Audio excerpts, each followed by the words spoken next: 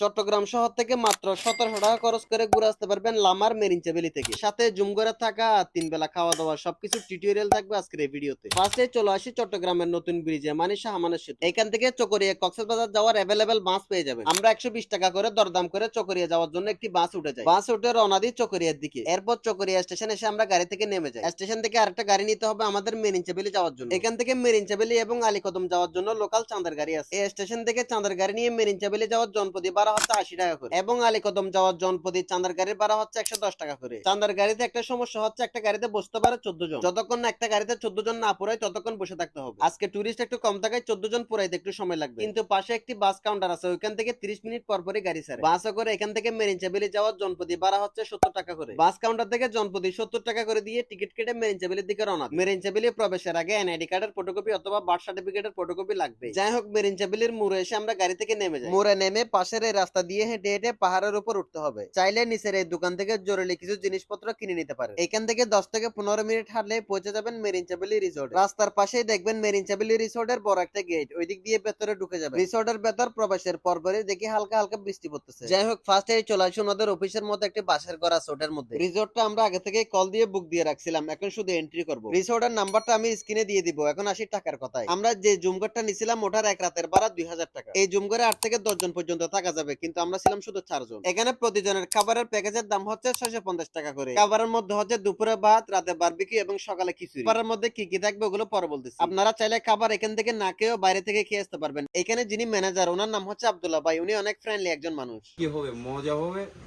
Enjoy হবে, just একটু picnic হবে। I love Merincha valley.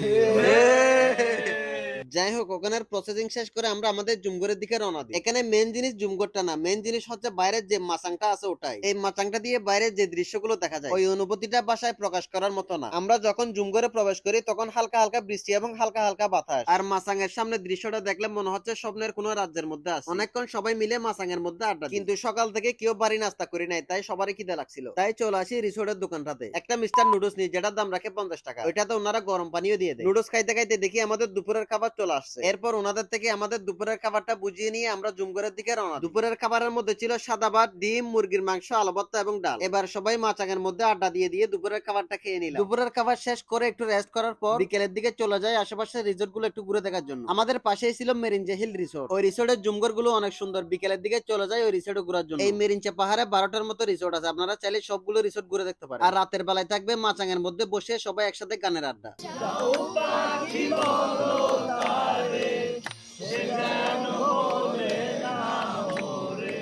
সাথে থাকবে লাইভ বারবিকিউ। রাতের বেলার খাবারের মধ্যে ছিল চিকেন বারবিকিউ, প্রতিজনের জন্য 3টা পরোটা এবং 1 পিস চিকেন ফ্রাই। আর বিদ্যুতের কথা আসলে বিদ্যুৎ নাই বললেই চলে। এখানে আছে সৌর বিদ্যুৎ, রাতের 8টা থেকে কয়েক ঘন্টা বিদ্যুৎ থাকে মাত্র, তাও শুধুমাত্র একটা লাইটই জ্বলবে। আমরা অনেক কাহিনী করে আমাদের মোবাইলটা চার্জে দিছিলাম। রাতে খাওয়া দাওয়া শেষ করে আমরা মাচাঙের মধ্যেই ঘুমাই যাই। সকালে ঘুম থেকে উঠে দেখি অস্থির একটা ভিউ, মেঘগুলো একদম আমাদের সামনে আসা যাওয়া করতেছে। অন্যদিন নাকি এর চেয়ে আরো বেশি মেঘ থাকে, আজকে নাকি অনেক কম। যাই হোক, অনেক সুন্দর একটা সকাল কাটলো। সকালের কথা বলাতে আর একটা কথা মনে পড়লো, অনেকে বলে যে এখানে নাকি ওয়াশরুম নাই। এখানে ওয়াশরুম আছে এবং পর্যাপ্ত পানিও আছে, এগুলো নিয়ে টেনশন করতে হবে না। আমরা সবাই ফ্রেশ হয়ে চলে গেলাম ওনাদের দোকানে একটা চা খাওয়ার জন্য। চা খাইতে খাইতে দেখি আমাদের সকালের খিচুড়িটা চলে আসছে। সকালবেলা ছিল বোনা খিচুড়ি এবং ডিম। সকালে খাওয়া দাওয়া শেষ করে চাইলে রিসোর্টের স্টাফদের সাথে জন্নাই অথবা পাহাড়ে ঘুরতে যেতে পারে। এখানে একদিন থেকে যা বুঝলাম রিসোর্টের স্টাফ গুলো অনেক ভালো। সকালের নাস্তা শেষ করে আমরা রিসোর্টের মধ্যে হালকা ঘোরাঘুরি করে জুমঘরের দিকে চলে যাই। জুমঘরে গিয়ে ব্যাগ ট্যাগ গুছিয়ে রেডি হয়ে জুমঘর থেকে বের হয়ে যায়। জুমঘর থেকে বের হয়ে রিসোর্টের ম্যানেজার আব্দুল্লাহ ভাই থেকে বিদায় নিয়ে মেইন রোডের দিকে হাঁটতে থাকি। মেইন রোডে এসে একটু দাঁড়ালেই চকরিয়া যাওয়ার অনেকগুলো বাস পেয়ে যাবে। আমরাও একটু দাঁড়ানোর পর একটা বাস পাই। জনপ্রতি 50 টাকা করে দরদাম করে চকরিয়ার দিকে রওনা দিই। চকরিয়া স্টেশন এসে জনপ্রতি 150 টাকা করে দরদাম করে চট্টগ্রাম শহরের দিকে রওনা দিই। আপনারাও চাইলে 4-5 জন বন্ধু মিলে জনপ্রতি 2000 টাকা করে বাজেট করে আমাদের মতো ঘুরে চলে আসতে পারেন। এখানে কিন্তু রাতের বিশেষ আইটেম মহুয়া থাকে। এই শব্দটা শুধু পাহাড় প্রেমিক লিজেন্ডরাই বুঝবে।